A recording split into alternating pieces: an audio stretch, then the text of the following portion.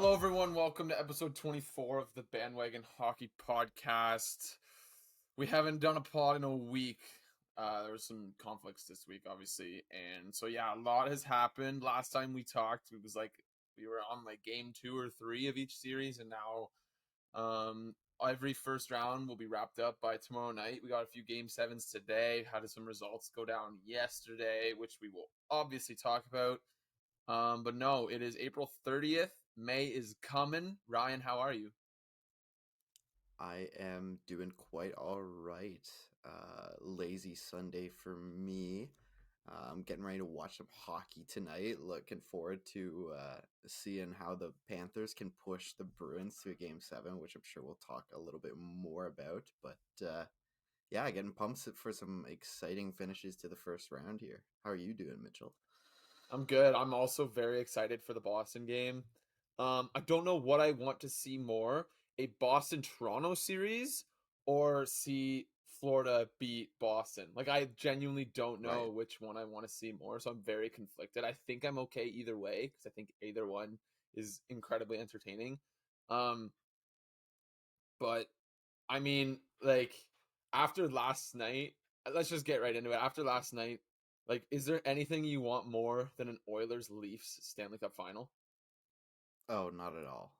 I Like, think it's um like I was saying this to a couple buddies earlier today. In this specific moment, while the Avs are pushed to 7, the Bruins are pushed to 7, and the Oilers and Leafs are through, like this is the best chance in a couple it's decades that Canada has ever had it's um, insane. to get a It's cup. Yeah, insane. I it's such a realistic final too. It's absurd. Like yeah, Boston would be a tough out, but like I think if Florida moves on, Toronto should win that series. Although like Boston should have beaten Florida, so who knows with these freaking this league, these playoffs. Um, but like if like this is probably the best that like you said, this is the best chance that Canada has had at a Stanley Cup champion, I believe, in a long time. Last year we had the Edmonton Calgary second round, which guaranteed a team in the conference final. Didn't work out last year, obviously, and it probably was never going to with that Colorado team.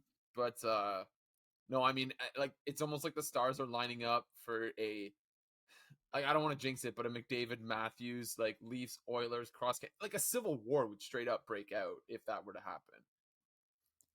yeah.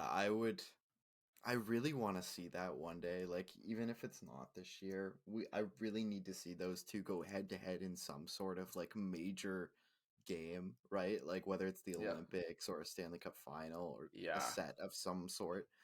Um, like those two are just meant to meet in some sort of championship. And if it happens this year, I think it's incredible for hockey. It'd be so wild though. Like just over the past year with both guys, just basically just taking over every Hart conversation, and then McDavid ran Hmm. away with it this year and like scored more goals, what have you, and just the constant I don't know, bickering between the two fan bases. For the longest time, it was Vancouver and Toronto, and now that Vancouver is kind of like not in the same competitive cycle. It's very much like Edmonton and Toronto are the East and West Coast fan bases that butt heads the most because not only are they both good teams, they both have like top 5 players on their team. Edmonton has 2, Toronto has 1, and then Toronto probably has another top 10 player depending on who you ask. So like Hmm. it's just so insane. It feels weird though. Like I think I shared this sentiment with you over text. Like it feels weird that Toronto still has to keep playing though. Like this was like it kind of feels like it's like mission complete for them, even though it's like let's be real, like it was the first round. Like they still like this is a team that should be competing for a cup, and like they are 1/4 of the way there. Yeah, it does feel really weird. Like just looking at the playoff bracket. I think I looked at like a whole picture of a playoff bracket. It just like having the Leafs in the second round, it just looks odd because for the Mm-hmm. first time in our lives, really, this is the first time we've experienced this because we were like what, 4, 3 Yeah, maybe yeah, last time this happened. So, um it's just odd to see, but I think it's as a Sens fan, I still think it's cool to see it happen because I want to see good players have success, and they have yeah. so many players that haven't really seen it. Like even outside of the top like the core four, whatever you want to call it, too. Like Mark Giordano is now in the second round for the first time in his career. That is Yeah, really, really cool. it's very cool. Yeah. I'm I I don't know. I'm happy the Leafs won. I wanted the Leafs to win. I'm not like this. I'm very against the sort of like anti-Leafs obsession Right. energy. I like good players and I like watching good teams. And if it just so happens that that good team is an arch rival, then so be it. I I'm gonna take my time and mourn the best meme in hockey. So I you Yeah, might see a couple retweets from me that poke fun at it, but I don't know. Like I can respect how like painful it's been for that franchise as well. But as a Sens my fan, I like to get my digs in too. my favorite tweet that I saw, it was the Kuleman account, the Fuleman. Mm, It was everyone like it was like everyone should have some respect while we've like this great accomplishment. We must mourn those who've lost it all. Sens fans, they no longer have like any material, and I was just like, that's so yeah, funny, man. Like that's literally so true. Like it was the yeah, only thing that Sens fans could like hold over Leafs fans. Now you could probably say like whatever second round or whatever you want, but it doesn't hit the same. Um, yeah. but no, I'm happy Toronto won. I really want a Toronto Edmonton final. That would just be like box office. I'm sure the NHL would hate that, but I personally would absolutely love it. Um, Mm. and I say the NHL would hate that because the NHL hates Canadian teams. Everybody knows that. Yeah, But like, the Bettman curse is totally real. yeah, the Bettman curse for sure. Um, do you think this is the year that a Canadian team gets to the final? I know you had Edmonton in your final, right? Oh no, you Yeah, did. I have them winning the cup, and I You haven't been still winning think it. that's the case. Like, Okay. um, Colorado was gonna be the only thing that I saw was really gonna put up a fight in the West. Like, I really thought that now that seeing the Knights, I think they're kind of yeah. rolling. But when I first made my picks, I thought that Colorado was really gonna be their only major opponent that stands in the way. But now that they've kind of moved on already and Colorado looks a little shaky against the Mhm. Kraken, I think it's really their conference to lose. And now with so much going on, even in the East, with Boston now on the brink, like I can't wait to see how these two play out tonight. Like there's so many what ifs talking about the brackets right now, but Yeah. even if one of those two get knocked out tonight, like that's a bombshell. It'd be crazy. I think either team loses to Dallas though. Like they looked phenomenal in the first round. Like Yeah. they really put it to Minnesota. Didn't Minnesota go up 2-1 in the series too? Yeah, we were talking Yeah. about it. I was really worried about Dallas Yeah. when they went down 2-1, but And they just flipped the switch almost like yeah, it was over. in like at the same time that Pavelski went out, they basically just flipped the switch and then won three straight. Ottinger stood on his head. It was Dallas looked awesome. I could see Oh, them going to the conference final for sure. now Vegas and now Edmonton's a coin flip for me though. I yeah, just back to Minnesota for a sec though. yeah, Now that Toronto has kind of ended their curse, we need to start talking about Minnesota a lot more. yeah. Have you looked at their last like 10 years of playoffs? It's so It bad, is man. bad. It's so It's bad. essentially the same as the Leafs, if not worse. And like up until I don't think really people didn't really care, right? Because it's not a big market. They didn't have any big marketable players. But in the last few years now, with Kaprizov and just being an actual Hmm. exciting team rather than like the stereotypical like kind of boring Minnesota team from the first Yeah. 20 years of their existence, people didn't really notice or care. And now that they've got some stars there, like you've got Boldy, you've got Kaprizov, obviously Marc Andre Fleury is always going to bring eyes. Like people are starting to notice and like look back and be like, "Holy crap, Minnesota's had a tough time in Yeah. these first rounds here," and it's not like it's going to get easier for them either because they still got all this dead cap for the next few years. It really sucks because like that roster being constructed with that cap is absolutely incredible work by Bill Guerin. And it's just such Yeah. a what if factor for like imagine if you had 15 million more dollars to work with and you just don't. I know that's easily another top line player, top pairing defense, and they don't really need another goalie right now, but you could easily add significant portion to every portion, like section of your lineup with that Yeah, kind of money. for Like sure. game breaking players. Or like it's like a whole second line, Yeah. Right. like three $5 million players. That's like an entire second line. Like Yeah. it's insane. But I don't know. I mean, they've got guys coming, obviously. Like Boldy's gonna get expensive next year, but all of a sudden you've got Brock Faber stepping in. So Right. he'll step right into that Dumba role, and he looked awesome in the first round. That's Brock Faber. Mm-hmm. I think that trade's gonna end up looking pretty nice for them, even though it cost them Kevin Fiala. I think Brock Faber's gonna be a player for them. Yeah. Did you see the picture of him in like the first row at a Wild game earlier in the year, like cheering after the Wild scored? Yeah, I Like did banging on the actually. glass Yeah, after yeah, yeah. Minnesota won in Yeah. overtime. I think it's so cool. I don't know if there's any other examples of this, even if there were, like they're probably not as notable or just obviously recency bias. But Mm-hmm. like I want to know when the last time a legitimate like star prospect came up with the university from the same city that the whose team owns their rights, if that made any sense. Like he played for the University of Minnesota and is now playing for Yeah. the Wild. And like The only one I can think of, and it's not even like one that's happened already, it's one that's playing out, and that's Doan in Arizona. yeah, okay, that's a good point. Oh yeah, Yeah. because the Coyotes drafted him, right? Yeah, and he's at ASU. Okay, But okay. I Do you can't know if he think was of like like any off the top of my head, I can't think. what's his name? But uh Is it Josh Josh Stone? Doan. Yeah, Josh. I want to know what round he was drafted in. He was early second round, I think. 37th. Okay, yeah, he Yeah. could be a player too.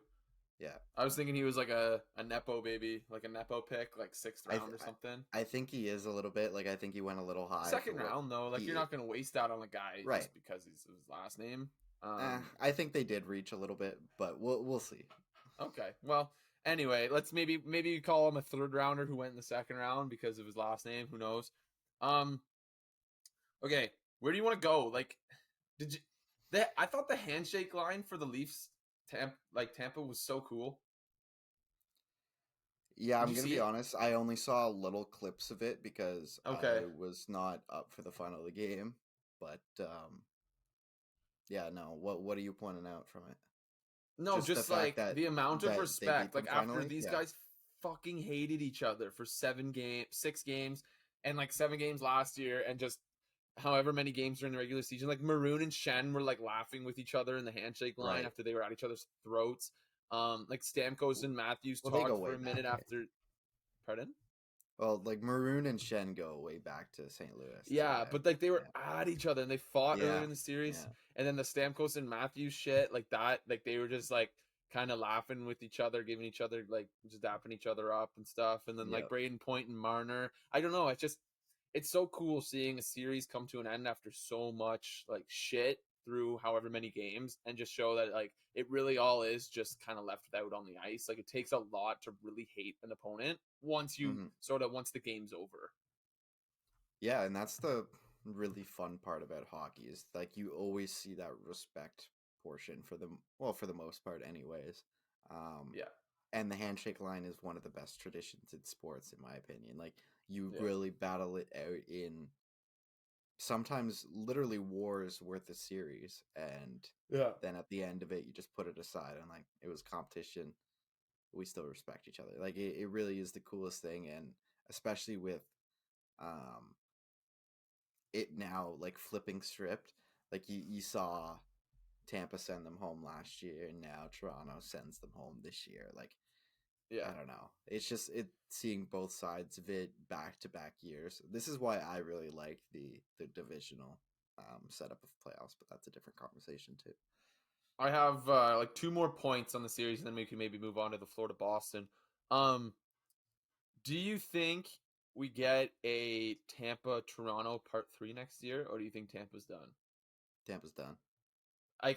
Like do you think they just drop to the wild card next year? No, Oh, really? You think they're out of the playoffs? I think they're at the playoffs. I I'm wonder if gonna they're gonna make a have any bold significant statement. Yeah. injuries. I wonder if they're gonna have any significant injuries surface. Like I think Hedman's hurt. Oh I think yeah. I think Hedman's very good. points. I think Yeah. points hurt. Um, who else? Chernak's definitely out. he was Yep. out for all of the series. Like I just wonder if there's going to be any massive injuries that like now that they're no longer sort of in like Stanley Cup mode, if some guys get some surgeries, kind of like what Boston did. A lot of the Boston guys did Well, at aren't the they end of still last gonna year. lose players too again this Yeah, summer? well, because they've got those 3 extensions for Yeah, Sergachev, Sorelli, and Chernak haven't even kicked in yet. yeah. Like Like their they're cap. they're already kind of like a shell of what they were like 2 years ago. And they're still gonna lose more players. Like this is the cost of doing business of what they did for two straight cups. So think about this. Right now, they have 23 players on the roster at an $87.6 million cap hit. Next year, as of right now, they have 15 players signed at 81.1.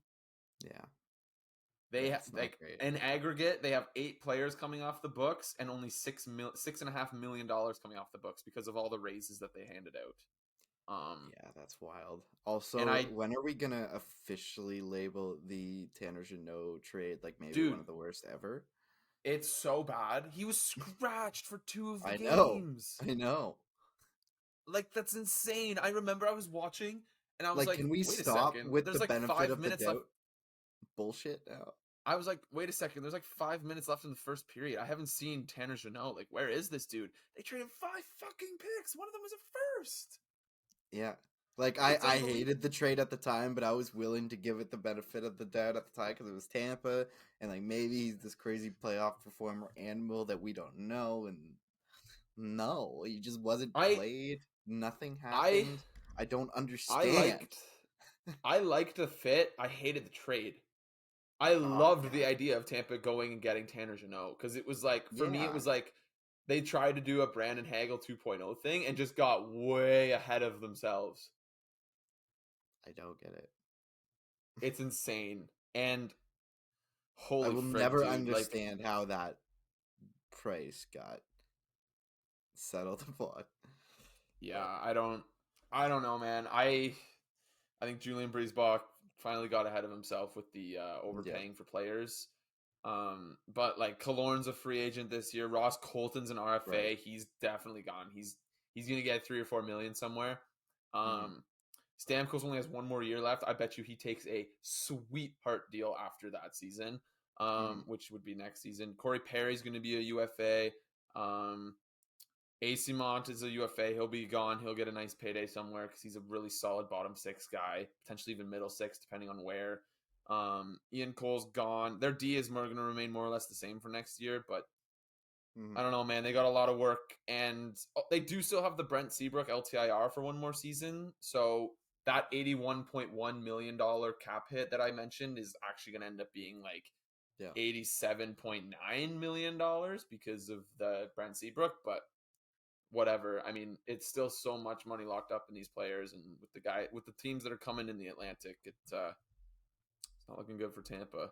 Yep. Um, it'll be interesting to see what they look like next year, though, for sure. I almost wonder if like all these guys are now 30, like whatever. Hedman's gonna be like 33, Stamkos 33 probably, and um, like does this not just kill some motivation, or do you think they come back? Like, I don't know. I just wonder after going to the Cup final 3 straight years and getting the bounce to the first round. I wonder how discouraging that is. Probably realizing that maybe a window might be closing. Yeah, I would say that we don't. I don't know. I think their kind of elite years are done.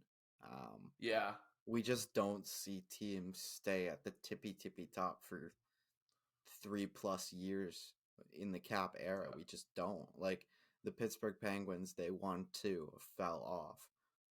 The Tampa Bay Lightning, they won two, got to another one, which is insane already. Like yeah. we forget how insane that is in 3 straight years. Um, so I don't know if we see them get to another final again. I definitely don't think we see them get to another final. I almost think the concern is, are they still like a perennial playoff team? And like you said, you, Right. you don't think so. So Yeah. if anything, I think they're a wild card team next year. I think Yeah. Buffalo and probably even Ottawa for sure jump them depending on some of the moves that they make. Um, let's move over to a couple of other Atlantic teams. Florida, Boston going to Game 7. Who'd have thought? Who'd have thought The that Rat this King Matthew Kachuk. absolutely insane. Matthew Tkachuk, 10 points in 6 games. Just fingerprints all over this series. It's just unbelievable. Boston's big guys like Pasternak hasn't done shit. Bergeron's been quiet, although he did miss the first few games. I think he's playing now. Yeah, he missed the first 4, I think, and came back in Okay. 5. Okay, I because think. I missed game 5 and then I had game 6 as like a background thing. Like I wasn't watching really closely either of them, so I wasn't Mhm. sure. But like Tyler Bertuzzi's been a monster. Taylor Hall's been awesome. Basically their third line, like Taylor Hall and Tyler Bertuzzi on their third line. But the big story is Linus Ullmark has been absolutely brutal, and I think Jeremy Yeah, Swayman's getting the start tonight. yeah. The well, I don't think it's been confirmed at all, but like it was a major shock that um their coach was like, "Yeah, you're not getting any info on our lineup at all." Well, I guess that's never a Yeah, major shock in playoffs, but like Boston hasn't really been like that, I don't think. no. And today their coach was like, "Yeah, we're not giving you anything. You're not knowing who's going in goal. You're not if there's any lineup changes, they're holding everything." Which is Who would really you funny start?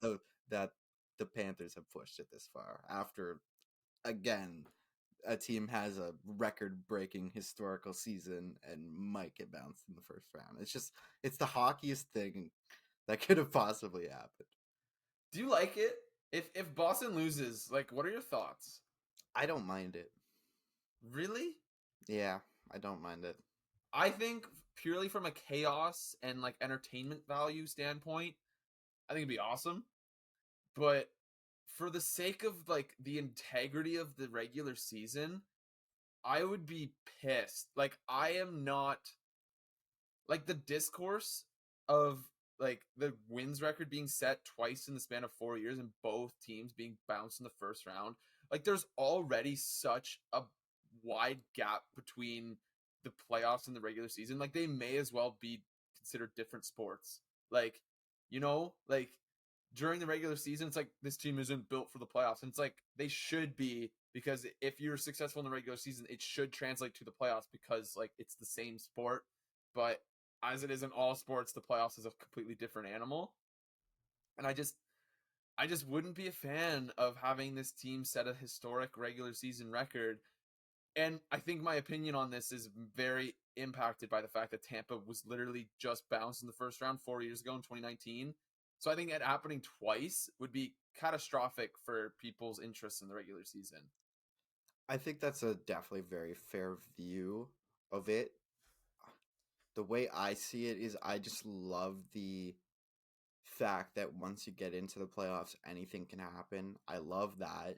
And I don't really see it as a crazy upset because um Really? I don't know. Like I just still see Florida as a pretty good team from last year. Like Matthew Tkachuk is developing into one of the best players in the league. Um Obviously Bruins had a massive series, but I don't know. I think that there's players that and we're seeing it in Matthew Tkachuk that obviously can keep them in a series. Like I very much saw this um, as a possibility. I was flirting with the idea of picking Florida, but I didn't want to be that guy as taking the edgy pick.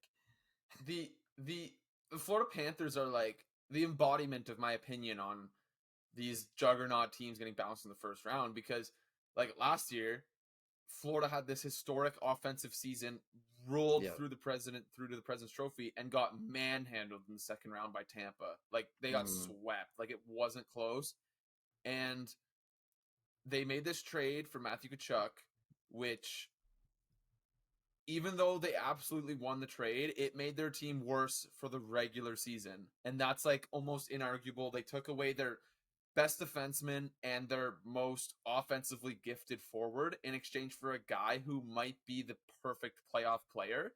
And mm, it inhibited their regular season success, but they snuck in. And now the trade looks genius because Matthew Tkachuk is worth more than fucking any player ever in the playoffs. yeah. Like besides Connor McDavid, I'm not taking any player over Matthew Tkachuk in the playoffs. No, I don't think so either. Well, No, Nathan McKinnon. have you seen what Draisaitl's doing And too? fucking Drysdale. Shit. Okay. Matthew Tkachuk is like 6 to 10, I think, in like overall top 10 NHL players. In playoffs, he's like Top top five. 5 in terms of Yeah, value. And absolutely. that's just like not, you can't replace that. Like there's no, you can't put a value on that because those players are just so freaking valuable in the playoffs. Well, I guess the value of it is Uyghur and a Huberto, but like in the regular season, it inhibited Florida's ability to win games over 82 games.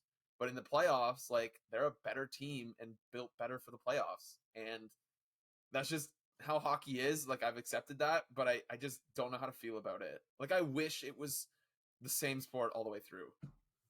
Yeah, and I can respect that sentiment. Like, I don't always love how different it is either, because I can really appreciate a super skilled team and how they're built, um, and how fun that is to watch in the regular season. But then when it doesn't translate to the playoffs, like it's weird. Like when a guy like Jack Johnson is acquired at the trade deadline because he somehow has some stupid ass value in the playoffs for the Stanley Cup Yeah. champion Avalanche, like it's a Yeah. there's different stuff going on. Yeah. I don't know. It's weird. Um Yeah, Speaking of teams built off of skill and teams built off of or built for the play, oh my god. Built for the playoffs. Sorry, I had a hiccup. Rangers Devils going to game 7. This series has been so weird. yeah. Um has I don't think anyone's won a home game yet. Is that? Oh no, the Devils won game 5. Okay. One The team last and two the have been Rangers won home. game 6. Yeah, Okay, yeah, never mind. That would have been funny if no home games were won. But basically the first 4 the back-to-back home games for each team were both like all the away teams won, and then they went back to home teams winning. Now we're going to game 7. Super weird path to getting here. 2-0, 2-2, 3-2, 3-3, game 7. I want to see New Jersey win it so bad. I Like, want to can you see. imagine Yeah, like a second round with no Tampa? Holy shit, Ryan! Can you imagine a second round in the Eastern Conference with no Tampa, no Boston, and no Rangers? Like, and the Leafs in it. well, that's kind of like implied by having no Boston and Tampa. I know, but like that's just another really weird thing to see in the second round. Like, there is a legitimate chance that come Tuesday morning, one of the following 4 teams will be representing the Eastern Conference in the Stanley Cup final: the New Jersey Devils, the Florida Panthers, the Carolina Hurricanes, and the Toronto Maple Leafs. And the Carolina Hurricanes are without Max Pacioretty and Andrei Svechnikov. Like, that's Yeah, we're definitely unbelievable.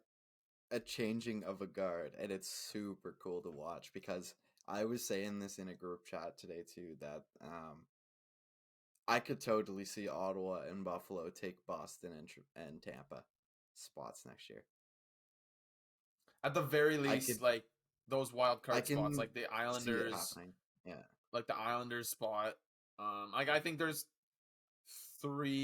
easily 3 spots potentially up for grabs in the East next year. Like I think the Devils obviously are gonna be back. Toronto's gonna be back. Carolina's gonna be back. The Rangers are gonna be It's good. hard it's Um, hard to say Boston's going to fall that much after this season, but I really think yeah, it's possible. I think it's possible, but the bones of that team are so strong, and like you Yeah. gotta think that even if they do lose Bergeron and Krejci, they'll go find someone. So even if their Yeah. depth takes a bit of a hit, they'll find someone. Anyway, like you got to think that between Boston, Florida, Tampa, and the Islanders, like maybe Yeah. 3 of those teams, at least 2 of those teams probably miss the playoffs next year. Just because, Mhm. not necessarily because they regress so much, which I am partially expecting, but because of other teams improving. Yeah. And like this was the first year in I think since they've both been in the league that we haven't seen Crosby or Ovi in the playoffs Yep. too. Yep. So, That's true. It's crazy. Insane. wild stuff going on. Absolutely insane. Who do you think's winning Game 7, Rangers and Devils?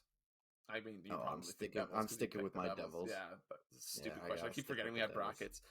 Okay, let's check in on our bracket progress, and then maybe we'll call it a quick pod. Um, Sure. because there are 3 Game 7s today. 1 in basketball and 2 in hockey, and I need to mentally prepare myself for them. So I had Vegas at 5, ching. I had LA in 7, tough. Dallas in 6, I nailed. Colorado in 4, not looking good, but Colorado could still win. Took Toronto in 6. I had Boston in 6. I had the Devils beating the Rangers in 5, and then I had Carolina in 6. So I had 1, 2, 3, 4. I had 4 series right, along with the number of games. How about you? Like you got 4 number of games right too. Yeah, team and games. I got 4 right. And then, do you want me to run through That's yours, or do impressive. you want to run through yours? I can run through mine. All right. So I had Toronto in 7, so I didn't quite get Just the games missed. right there. Um, Carolina in 6. I had Okay, Dallas you in don't have your 7. So bracket out. I'm going to go through your bracket. This I is. do. It's right here. Oh, okay. I'm trying to like see I don't remember all the games and how they Oh, finished. okay, okay, okay. I did not have Winnipeg though. Like, or sorry, I had Winnipeg in 7. They lost, Right. obviously. And then I had Edmonton sweeping the Los Angeles Kings, but that did not quite happen. But I had the pick right, so I think I have all my picks right to this point, except the Winnipeg one. But only one games right, I think. Yeah, Yeah, all of your picks yeah. are right, and all of your picks could be right except for one. And I definitely have one wrong already, potentially 3 wrong. So, actually, potentially 4 wrong. So, like, I have 4 right and in the number of games, and my other 4 could be completely wrong. So, kind of funny. Um, who has the best bracket so far? Owens is a disaster. Um, Mason. Mason's is really good, actually. Mason's is Yeah, really good. He's gotten every team right. Not the games yeah. though. Neville's looks terrible. Jacobs, he nailed it. His is pretty much the same as or Mason's for the first round. Yeah, pretty much is. It's pretty easy to guess the first round, to be completely honest. Like if you're not getting 6 out of 8, you went Oh, horribly wrong. I remember mine last year was horrendous. Like I picked the Lightning out in the first round last year. Oh, that's well, yeah. So I think a lot of people did. my bracket was done. So I'm in much better shape this year. Yeah. Okay. Well, I mean, still a lot could happen. There's still 3 more game 7, or Yeah, is there? There's 3 more game 7s. So I mean, yeah, a lot of variance for what could happen with these games coming up. So yeah. I'm really At the looking forward very to the games least, tonight. my Stanley Cup winner is still alive, so I will be That's true. thankful for that. Do you want to talk about the officiating for a sec, or do you want to just kind of leave that? Everyone else kind of handled that. What do you think? I don't really have anything to add to it. Do you agree with some of the I takes? hate Like I hate some of the whiny Leaf fans, but we don't have to get into that. it's been so bad though It has been in bad, every series. but my God, specifically Leafs fans, like there was instances that things just went their way and they were still so mad, man. Like it was blowing my mind. Like the That Hedman thing, yeah, or the sorry, not the Brody high Hedman thing. stick. The Yeah, that one was brutal.